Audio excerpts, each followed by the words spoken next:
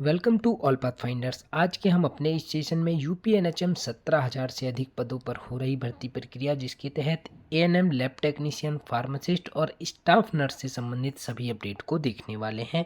जिसमें आपका जो ऑफ़र लेटर है वो कब तक जारी हो सकता है, आपका डॉक्यूमेंट वेरिफिकेशन कब और कहाँ पर होने वाले हैं, और आपको डॉक्यूमेंट वेरिफिकेशन के अंतर्गत कौन कौन से डॉक्यूमेंट्स लेकर के जाने हैं।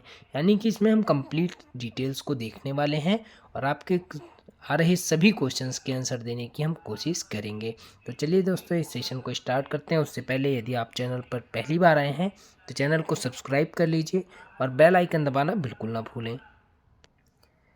जैसा कि आप यहाँ पर देख सकते हैं, हम यूपीएनएचएम की ऑफिशियल साइट पर आ चुके हैं। इसमें आप अपडेट्स पर नीचे जाएंगे तो यहाँ आप देख सकते हैं कि district allocation for lab technician, ANM, और आप इसको नीचे स्क्रॉल करेंगे तो फार्मासिस्ट का, यानी 3 पदों के लिए आपकी डिस्ट्रिक्ट अलॉटमेंट हो चुका है।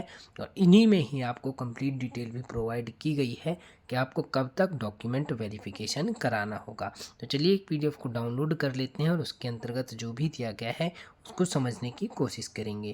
तो जैसे कि आप देख सकते हैं, हम एएनएम की फर्स्ट पोजीशन की लिस्ट को डाउनलोड करते हैं।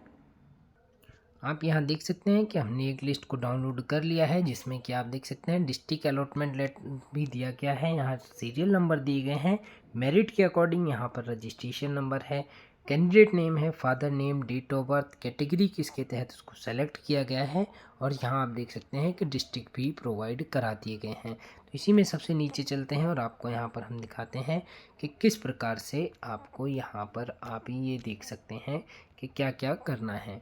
यहाँ आप देख सकते हैं, in this regard it is inform that issuance of offer letter for aforesaid provisional shortlisted candidates is under process at nominated agency level. यानी कि जिस भी एजेंसी को आपके ऑफ़र लेटर बनाने के लिए दिए गए हैं वो अंडर प्रोसेस में है और जल्द ही आपको आपका ऑफ़र लेटर भी प्रोवाइड करा दिया जाएगा। और इसके तहत आप यहाँ देख सकते हैं सभी चीज़ें दी गई हैं कि क्या क्या आपके सपोर्टिव डॉक्यूमेंट्स होने वाले हैं और क्या आपको करना है।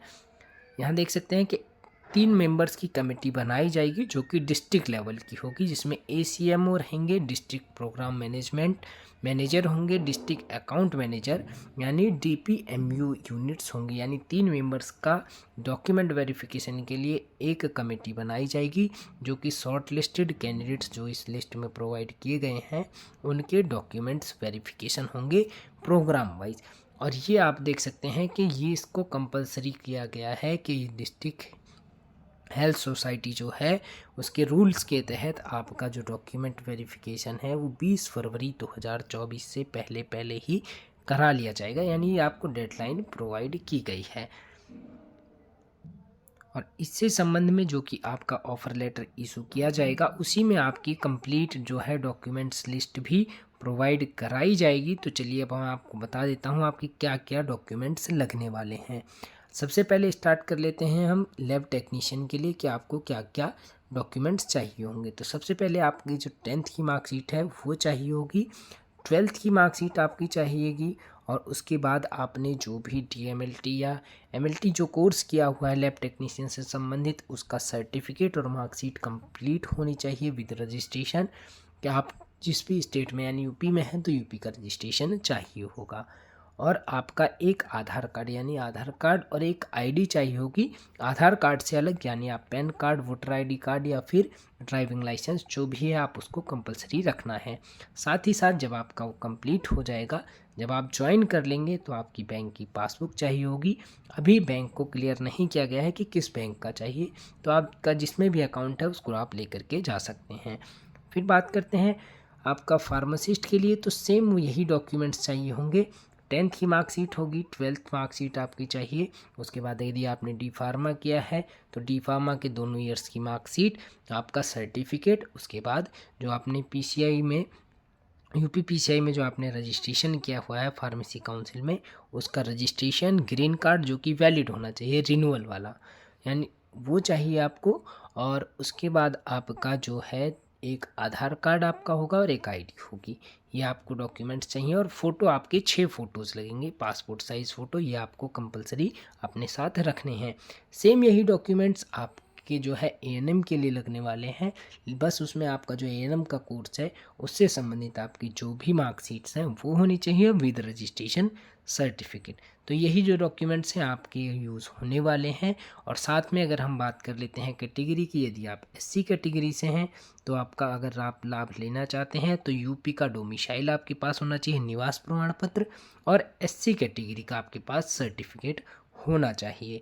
सबसे मेन बात आती है कि ओबीसी कैंडिडेट्स के लिए क्या डॉक्यूमेंट्स चाहिए होंगे, क्योंकि ओबीसी का जो कास्ट सर्टिफिकेट है वो 3 साल के बाद रिन्यू कराना होता है। तो आपका जो सर्टिफिकेट होना चाहिए ओबीसी का, वो भी स्टेट लेवल का। ओबीसी के 2 सर्टिफिकेट्स बनते हैं, एक सेंट्रल लेवल का बनता है, एक स्टेट का होता है।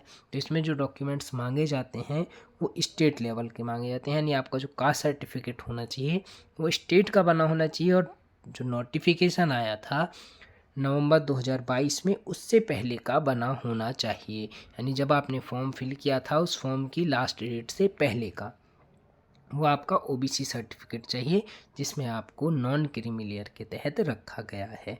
और निवास प्रमाण पत्र भी आपको यूपी का चाहिए होगा, यानी डोमिसाइल भी। यही डॉक्यूमेंट्स सभी। और जनरल कैटेगरी के लिए बात करें तो जनरल कैटेगरी में कोई भी कास्ट सर्टिफिकेट नहीं चाहिए होता है, और आपका जो डोमिसाइल सर्टिफिकेट है सिर्फ उसी की ज़रूरत होगी कि आप यूपी के निवासी हैं। अदरवाइज़ आपके जो सभी डॉक्यूमेंट्स हैं वही चाहिए, आपको सिर्फ कास्ट सर्टिफिकेट नहीं चाहिए होता है। और बात कर लेते हैं जो कैंडिडेट्स एससी ओबीसी के हैं या एसटी के हैं और जनरल सीट पर क्वालिफाई हैं, जैसे कि आप यहाँ देख सकते हैं लिस्ट में ही मैं आपको दिखा देता हूँ। आप जो है यहाँ आप देख सकते हैं, यहाँ देख सकते हैं, मान लेते हैं ये कैंडिडेट्स जो भी दिया गया है, स्वाति शर्मा है, ये ओबीसी की या फिर एससी कैंडिडेट हैं, लेकिन इनका सिलेक्शन अगर यूआर कैटेगरी के तहत हुआ है तो इनको जो है किसी भी कास्ट सर्टिफिकेट की कोई ज़रूरत नहीं है, अगर इनका वैलिड है तो भी और इनवैलिड है तो भी, क्योंकि इनको जो सीट प्रोवाइड की गई है वो यूआर कैटेगरी की, यानी आप इसमें से किसी भी नाम पर हैं और यूआर है और कैटेगरी आपकी वास्तव में कोई भी हो, तो अगर आपके पास सर्टिफिकेट नहीं भी है तो कोई दिक्कत नहीं है, आपको बाहर नहीं किया जाएगा इस प्रोसेस से। आई होप दोस्तों आपके सभी डाउट्स डॉक्यूमेंट से संबंधित क्लियर हो गए होंगे। अगर इसके बाद भी कोई डाउट रहता है तो आप बिल्कुल उसको कमेंट कर सकते हैं, टीम की तरफ से आपको उसका कंप्लीट जवाब देने की पूरी कोशिश की जाएगी। अगर दोस्तों वीडियो पसंद आती है तो लाइक कीजिए, चैनल को सब्सक्राइब कीजिए और बेल आइकन दबाना बिल्कुल ना भूलिए। ऐसे ही नई अपडेट के साथ आपको नेक्स्ट वीडियो में मिलते हैं, तब तक के लिए धन्यवाद।